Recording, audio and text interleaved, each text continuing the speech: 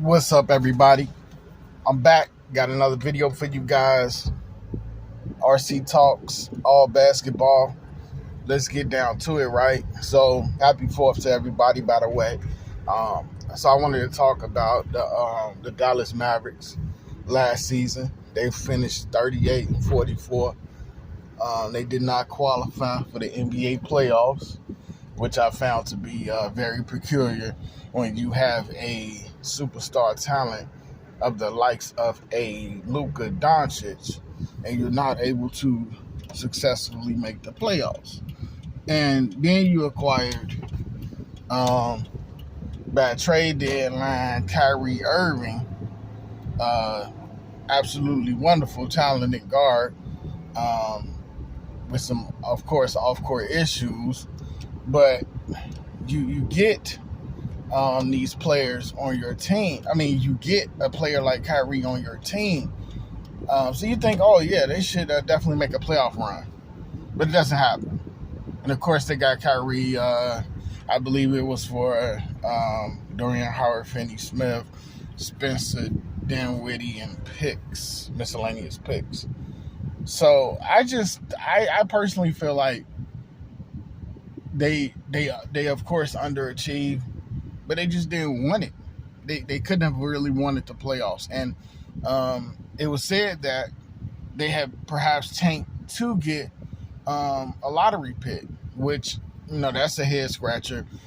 I'm thinking Mark Cuban has made some excellent moves throughout his career with the Dallas Mavericks organization.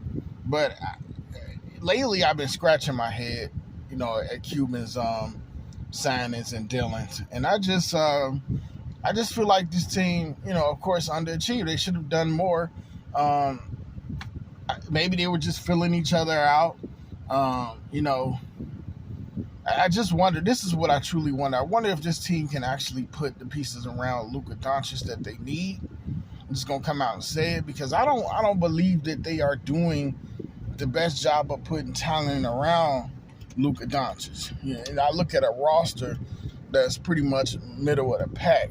I'm looking at Tim Hardaway Jr. Could he be better utilized elsewhere? Perhaps on a real playoff contender. You just look around the roster. You got promising, talented prospects. Josh Green, Jaden Hardy. You're hoping it pans out for them, that they can develop into something. Then you got the what was it? Big lottery pick, and that turned into Derek Lively the second. Maybe flashes of Tyson Chandler / Willie Cauley-Stein. Perhaps he can come with a more improved offensive side defensively. I think he's going to be there. He's going to get there and just become, a great defensive anchor. Just wondering, is he going to ever reach the offensive potential? And we're just going to have to see. It's not, this guy's career hasn't even began yet. But I'm just curious, because outside of Dirk Nowitzki, Dallas doesn't really they haven't really had a true Hall of Fame caliber player. Of course, you got Luka now, but you get Jason Kidd early, then you get him again late for the championship, but he wasn't the same player. You had Michael Finley. He was great early on. Then you let him go. They didn't keep Steve Nash as long as they probably should have. And so, I just caution this Dallas Mavericks organization going all the way back. I mean, with the exception of Nowitzki, where are your true talented historical players? And you just don't have them. And so now that you have Luka, you have to take full advantage of this situation. That's what it's all about. You have got to get something more than Dwight Powell, who is stellar at best, defensively and offensively. Probably a little bit more on defensive side than the offensive side, of course. But, I mean, Kyrie, is he going to be motivated? He's going to have to be motivated this season. And what I mean by motivated is not scoring. Kyrie can drop 28, 35 in his sleep. He can do that. He can jump up out of the bed and just go run and give you a quick 32. He can do it. We all know he can do it. He's capable of it. But is he going to be able to be an ultimate team player, get others involved, know when to pick his spots? Can Kyrie and Luka become a essential, great work together tandem? Can they feed off each other? These are things I'm just curious to find out. I mean, we're gonna have to see each guy really locked in.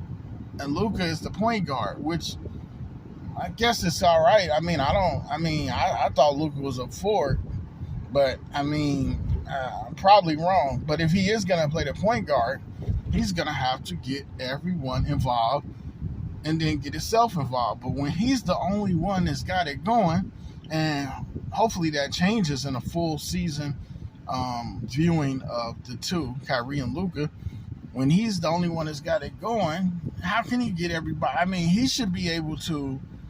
Luka's going to have to give us about 10, 11 assists running the point guard spot. I don't know that the roster has a true point guard on it. I don't even consider Kyrie to be a true point guard. He's more like a 2. So if Luka can get his assists up, and he's capable of it, I know he is. It's not even a request. It's just a matter if he's going to. The points are going to come. The defensive side of the ball is what's really needed. JaVale McGee would be a great addition. Again, he would. He was already there, but he's getting a little bit longer in the tooth, and I don't know if he's going to be able to give you what you need from the defensive side of the ball. So perhaps you will be better off trying to find a big, but that's easier said than done. Now, the last thing I wanted to get into was Christian Wood, who did not fare very well for this team. What do you do with Christian Wood? Like, obviously, he's a free agent. So you just let him walk? Do you try to resign him?